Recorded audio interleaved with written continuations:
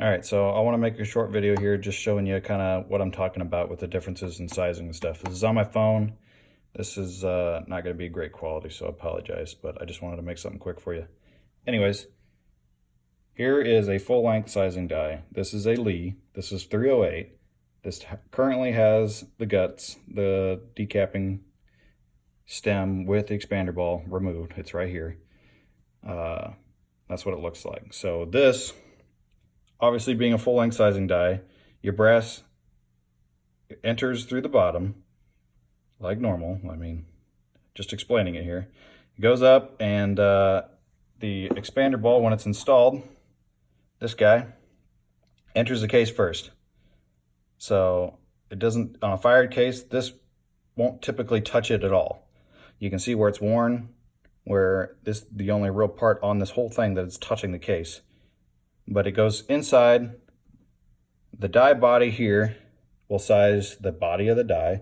And if you look down in there, you can see where it's angled the shoulder, and that's what bumps the shoulders down. And then further up is where it sizes the neck and squeezes the neck down. It'll oversize it, so shrink it down, smaller than it should be. You won't be able to fit a bullet in there without scraping all the copper off of it if you try to seat one like that. So then how these are designed, this expander ball is down inside the case at that point, and then as it comes back up, this top part hits the shoulder, or hits the neck first, and then opens it back up to the diameter it needs to be in order to seat a bullet. So the problem with that is that since it hits it as it's coming back up, you're going to get a lot of resistance, and if it's not lubed up properly, it's going to grab a hold of that neck and stretch your shoulders back out as it opens the neck back up and comes back out. So that screws up your case headspace and makes things inconsistent, and it'll influence your results, muzzle velocity, pressure, all that stuff, and just it's going to suck. So anyways, sometimes if it's bad enough, they won't even chamber because it'll pull your shoulders back out. So that's why I ditch this and go to this. So here is a Mandrel. This is a 30 cal. This is a K&M Mandrel. Doesn't have the screw installed. Don't need it. So this screws in to this black part. This is what they call the press adapter.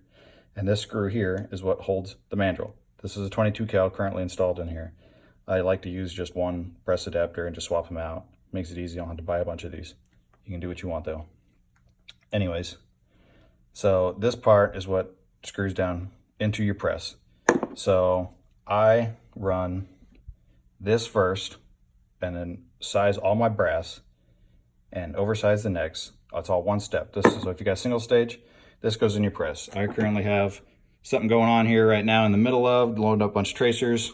Anyways, you could just throw that in your press, size all your brass through this first in one step. If you got a single stage, this is step one, sizing them all. And then you go to this and then run them all back through again to open the necks back up. This goes down into the neck, pushing downwards, like it's a downward motion and rather than up like an expander ball. So it doesn't stretch your shoulders back up. And I use dry graphite lube, so I don't have to worry about removing it. Keeps it from galling the cases.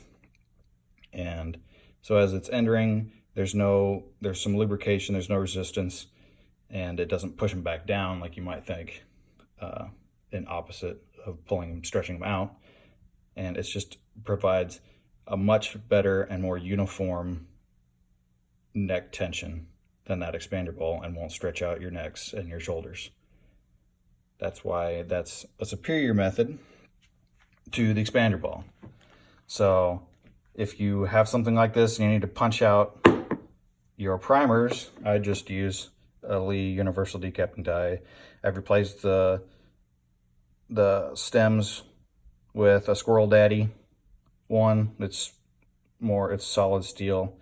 It doesn't have the taper on it. It won't enlarge your primer hole, your flash holes like the one that comes with it will, or can. And it lasts for freaking ever being steel. So this is what I use. I run them and I just punch all my primers out using this.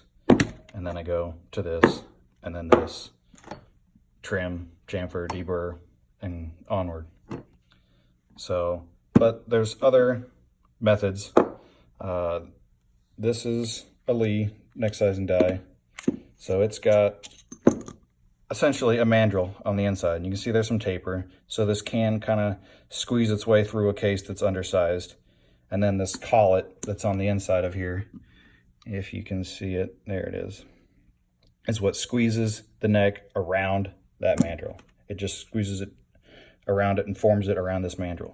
So you can chuck this into a drill if you want and spin it with some sandpaper on it and make this a smaller diameter, which will increase your neck tension, because then it will allow the necks to become smaller if this is a smaller diameter, right? So you can make them smaller doing that, but you can't make them bigger because you can't really add mass to this, where you can get these cut to the diameter you want. If you want less tension, you can get them bigger. If you want more, you can get them smaller.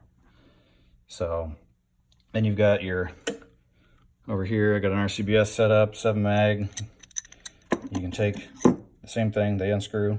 There's a little different style of expander ball. You can just take this out. Some of them you can grab a hold of and you can remove that thing off of there and then run it without. You can run this just like I do that Lee now with everything removed.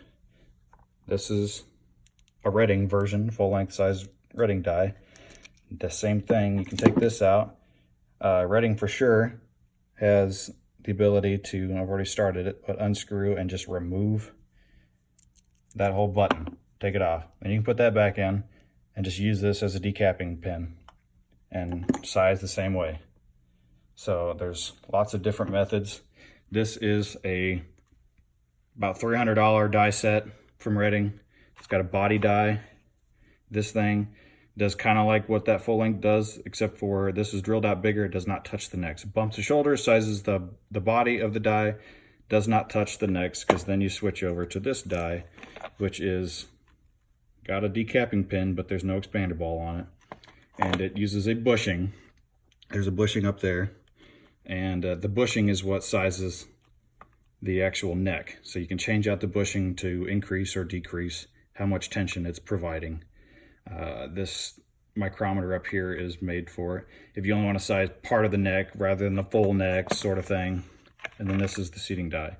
This is the only thing out of this whole set that I still use, because these seating dies with their little spring-loaded sleeve in here holds the case evenly in here and produces 0 to very little run out on your bullet, and they're amazing. Highly recommend those.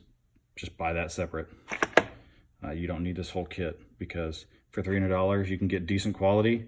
If your brass neck thickness is inconsistent, the bushing isn't going to really help you so much, because it's just going to push those inconsistencies to the inside diameter, and then that's going to equal inconsistent amount of tension on different places of the bullet, where a mandrel will squeeze those inconsistencies to the outside diameter, giving a more uniform inside with the part that actually touches and contacts the bullet. It'll be a little more consistent. So if you turn your necks, if you have inconsistent thickness brass, if you turn your necks, bushings work fine. If you're using brass like Lapua that's made very consistently, bushings are fine. If you're using different stuff, or you don't want to spend $300 and you want to spend $30 on a full-length dies set and $45 for the mandrel, press adapter and mandrel, so about $100. Maybe, you know, you get this die here. I think you can get the Forster, which is just the same quality, for around $85-ish. I think you can maybe get the Reddings for around there too. So let's say top dollar, $200. That's still saving you $100 compared to this set, and getting you as good or better quality with your brass being sized. So these things are cheap too. They come in handy with lots of different things. So, I mean, I use this sometimes when I make a mistake and I just want to punch the primer out and I don't want to size it. Obviously, you don't need lube with this thing to just punch a primer out, because it's not sizing it. So these are actually really handy for lots of different utility type purposes, not just for this setup. So I would recommend having one of those on your bench anyways. Hopefully this helps. Again, sorry for the quality of the video, so let me know if you have any more questions. I could try to do something a little different here, maybe, if needed. Thanks.